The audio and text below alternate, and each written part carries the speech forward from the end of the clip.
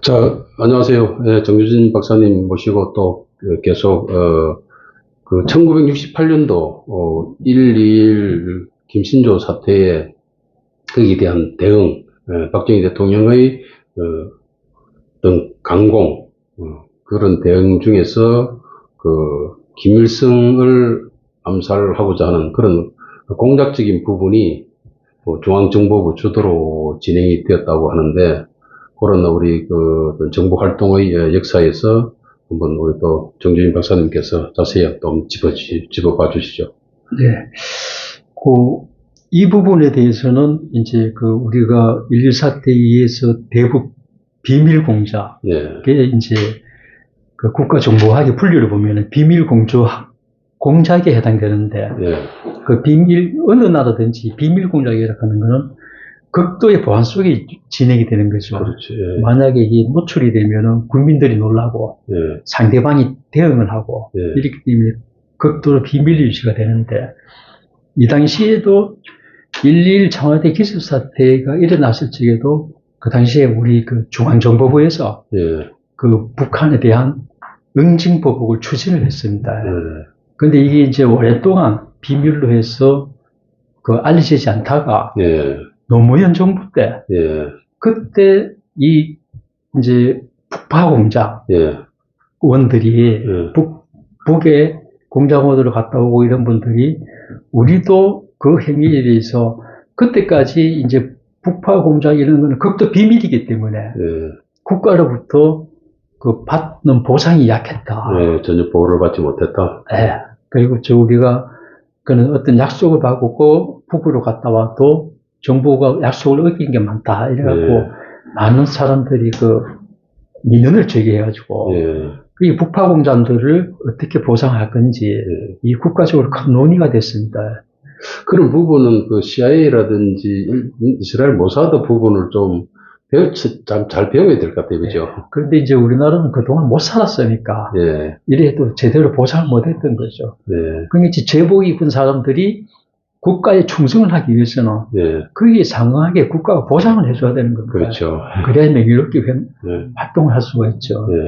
근데 그 당시에 그 활동을 가정해서 그 당시에는 지금은 말하자면 야당, 그 당시에 이제 여당이 있는데 김성호 기자라고 한겨레 신문 기자 출신인데 이 김성호 기자가 그 북파 공작원들의 고충을 취재를 해가지고 많이 지원을 했어요. 그래서 그 당시에 이제 특수임무 수행자 법적으로는 그래 돼 있는데 이분들 이야기를 들어보면은 이 김성호 기자한테 상당히 고맙게 생각하더라고요. 그런데 이제 그때 취재된 내용 중에 그래가지고 나중에 김성호 기자는 우리가 지운 얼굴 이래갖고 책으로도 냈습니다. 그 책에 실미도 사건으로 우리가 널리 알려진 대북 보복 응징 그게 내용 자세히 있거든요. 그래서 그걸 좀 소개를 드리겠습니다. 그래서 그때 내용이 보면 어떻게 됐는가 하면은 이 박정희 대통령이 이 청와대 기습에 대해서 붕괴하고 그리고 미국에 협조하지 않은 데에서 화가 나 있을 적에 그 중앙정보부의 김용욱 부장은 대북 보복을 하겠다. 북한에서 31명을 난파를 시켰으므로 우리도 31명을 그대로 북파를 시켜가지고 김일성 주석궁을 폭파하고 124군 부대 김신조가 내려온 데가 124군 부대지 않습니까? 그 본부가 평양에 있었답니다. 그리고 124군 부대 본부를 폭파하겠다. 이래갖고 31명을 뽑아가지고 교육을 시켜야 됩니다. 그런데 이제 그 하는 방법에서 그럼 누가 교육을 시키고 언제 북파하고 어떻게 갈 거냐 이걸 논의하기 위해서 김용욱 중앙정보부장이 1968년 2월 중순에 남산에 지금은 국정원이 이사를 가갖고 내곡동에 있습니다만은 그 국정원 전신인 중앙정보부가 그 당시에 남산에 있었죠. 남산하고 이문동에 있었는데 남산에 육군참모총장, 해군참모총장, 공군참모총장을 소집을 해가지고 대북 응징보복을 해야 되겠다. 예. 이게 의사를 밝힙니다. 예. 그 이거는 그 중앙정보부장이 예. 갖고 온 참모총장을 부를 수 있는 거는 법적으로 보장된 권한입니다. 그때 정보위원회가 예, 중앙정보부 주도로 구성이 되어 있었죠. 그렇습니다. 그 당시에 중앙정보법 시행령에 예. 정보위원회 규정이 예. 있는데, 정보위원회는 뭐를 하는 데인가 하면은 국가 주요 정보 정책을 판단하고 예. 기획하는 예. 그런 역할입니다. 예. 그 정보위원회 의장이 중앙정보부장이 맡고 있었기 때문에 예. 이 국가적으로 중대한 사안에 대해서 소집을 할 수가 있었던 거예요. 예. 그래가지고 그 김용욱 부장이 소집을 해가지고 우리가 상응하는 예. 북한의 이 만행에 대해서 상응하는 공작을 해야 되겠다. 예. 김일성을 암살하고 예. 박정희 암살 테러단을 내려보낸 1, 2, 4군을 1, 2, 4군 부대. 응징해야 되겠다. 이렇게 했습니다. 예. 그러니까 이제 그런 의사를 이제 소집해서 밝히니까 그 당시에 육군 참모총장하고 해군 참모총장은 예. 충분히 뜻은 알겠다. 예. 그런데 이제 침투 요원을 훈련시킬더라도 이 요원들이 평양까지 보낼 수단이 없다. 어허. 예. 육군 같은 경우는 산항을 타고 평양까지 가야 되는데 예. 그까지 도달하기에 장애가 너무 많다. 그렇죠. 예. 해군도 예. 그 당시 이제 잠수함이 없었답니다. 예. 그렇죠. 그리고 우리 잠수함 한 척 없는데 그 훈련받은 요원을 평양까지 수송할 방법이 없다. 이러니까 이제 그 회의에서 유일한 방법은 하늘로 예. 요원을 공수해갖고 낙하산으로 투입하는 방법밖에 없다. 예. 이렇게 그러자면은 공군에서 이걸 맡아야 된다. 예. 이래가지고 그 당시에 공군에서 이걸 맡도록 요원의 훈련, 예. 공수는 공군에서 맡도록 이렇게 결정이 됐답니다. 이 당시에 보면 또 내막도 좀 이렇게 좀 있었을 것 같아요. 그죠? 이 육군하고 해군이 나름대로, 또 역할을 할 텐데, 공군 쪽으로 이렇게 결정이 됐다는 거는 또 어떤 숨겨져 있는 재미있는 또 비하가 있을 수도 있겠다는 생각이 듭니다. 네. 예. 그래가지고 이제 공군이 이제 낙찰이 되니까, 네. 그 당시에 공군 참모총장이 장지량인데, 장지량. 이 장지량 이분이 그때 지난 시간에도 우리가 장지량의 또 이름이 중국 이름 같다고 이야기를 한 바가 있죠. 그 이분이 이제 김성호 기자한테 네. 그때 회의 내용을 밝힌 그 기록을 보면은 그 당시 회의에서 그러면 좋다. 요원을 훈련시켜서 북으로 파견하는 시기, 날짜하고 그 응징 대상, 그리고 공수 방법은 전적으로 중앙정보부에서 결정한다. 그리고 공군은 훈련만 시킨다. 이리 합의가 됐답니다. 그리고 그 훈련시키는 데 필요한 예산, 그리고 공작원을 뽑는 것도 다 중앙정보부에서 한다. 이 중앙정보부에서 일임을 했다는 겁니다. 그때 이때 이제 중앙정보부의 그 책임자는 이철이였습니다. 이철이. 이철이 차장. 나중에 유명한 5.50 때 이철이 장년자 사건. 그 이철이 이분은 이제 일제 강점기에 일본에서도 이제 공작을 한 걸로 그 유명하죠. 그래서 그 당시에 일본의 그 공작 훈련 그 교육기관이 나카노 학교인데, 그래서 이제 일본 육군 나카노 학교 출신이다는 말이 있고, 근데 그걸 증명할 방법이 없는 겁니다.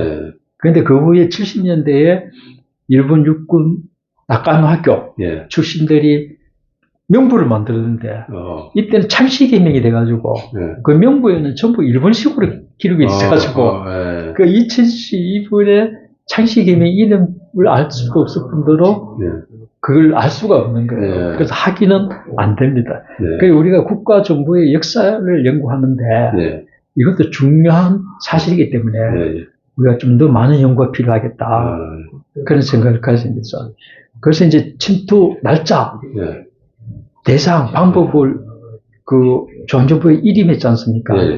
그럼 중앙정보부에서는 어떻게 했느냐. 이게 만약에 우리가 평양까지 가는 비행기도 한 대 없는데 어떻게 중앙정보에서 하겠다고 나섰겠느냐.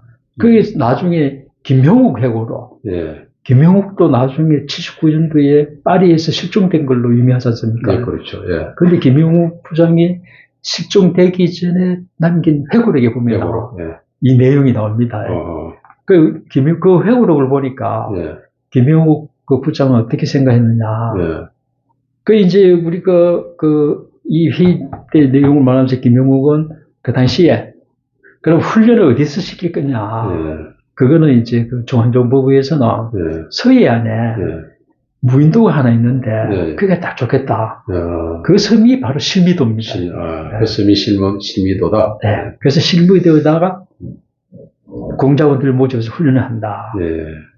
그러면 이제 그 실미도에다가 김일성 관사하고 예.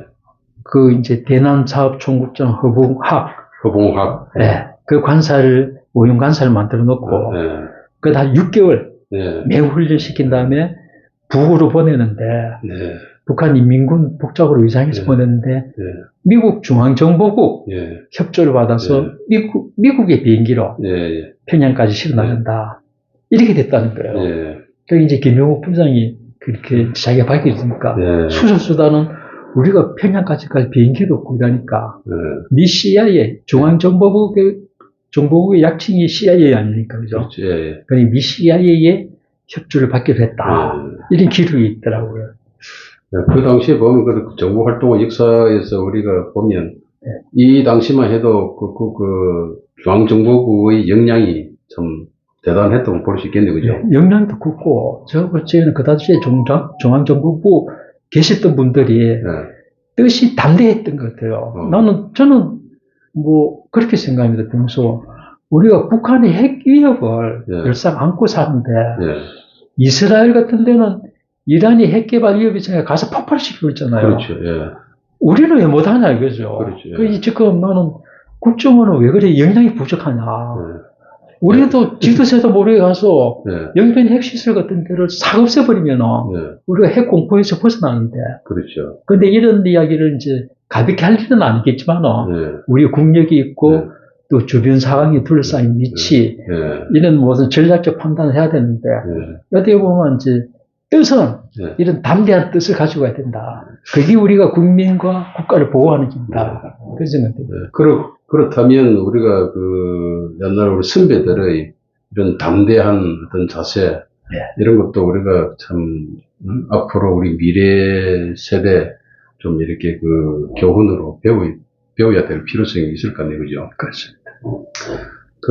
아무튼 이 국가를 지킨다는 데는 군사력만 갖고 되는 게 아니기 때문에 그래서 그 외교적인 역량과 또 한편으로 이런 어떤 정보 역량, 공작 역량 이런 그 오늘날 우리가 CIA라든지 모사드 이런 부분을 국가정보원이 좀 더 이렇게 벤치마킹해서 좀 더 제대로 할 필요가 있을 것 같다라는 것이 지금 우리가 정보활동 역사를 공부하면서 누누이 수차례 우리 계속 느끼고 있는 것 같습니다. 그렇죠? 그렇습니다. 그래서 국정원이 그래 하자면 우리 국민들이 적극 지지를 해줘야 됩니다. 그렇죠. 저기 안에 계신 분들이 마음껏 뜻을 펼 수 있도록 그렇죠. 맨날 비판만 할 게 아니고 그렇죠. 좀 열심히 하시오.